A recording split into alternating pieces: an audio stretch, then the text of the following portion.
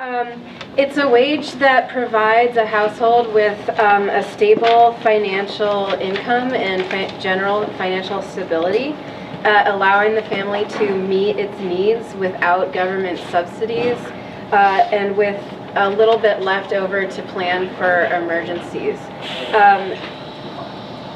This includes, what's factored into the living wage includes food, housing and utilities, transportation, health care, clothing, household and personal items, and state and federal taxes, and a degree of savings. And these are all based on reports like consumer expenditure surveys, Department of Agriculture estimates. These come from very, very reliable sources. Thank you. Hi, everybody. My name is Philip Lever with the Working Families Party. So I kind of want to begin by saying that working a full-time job should allow any single adult to pay for the basic necessities of life. Now, the frank truth is just that that's not happening. Let's face it, $8.75 an hour is just not going to cut it. Nobody can survive on that. It's nearly impossible to raise a family even on $13 or $14 an hour, especially in a state as expensive as ours. Now, we don't just need more jobs, as Kat alluded to. We need better jobs, better paying jobs, good, decent jobs that working families can rely on to pay their bills, to save for emergencies, to put food on the table.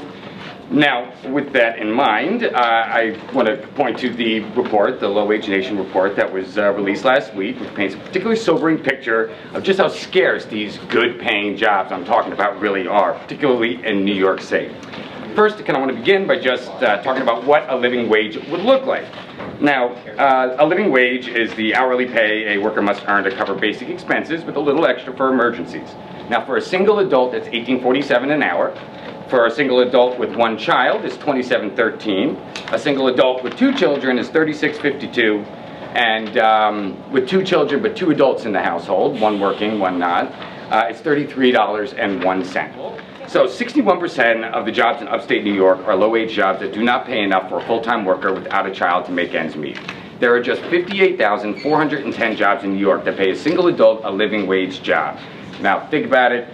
One also important thing to mention is that this means that workers got to compete at a rate of 8 to 1 for these jobs, these decent paying living wage jobs. But things get a little bit more complicated as you start including children, as that is often the case. 76% of the jobs in upstate New York are low-wage jobs that do not pay enough for a full-time worker with one child to make ends meet. There are just 35,460 jobs in New York that pay a single adult with one child enough to live, a living wage job. 86% of the jobs in upstate New York are low-wage jobs that do not pay enough for a full-time worker with two children to make ends meet.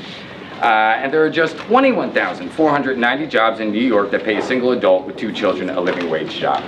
Now, I think it's important to mention this in the context of the fact that the top 1% since the recession have literally captured in New York State all of the income growth, all of it. Now, I think, and I'm sure many of us would agree, that it is high time for working families to get their share, their fair share of that income growth, and we need it now. Yeah. Thank you very much.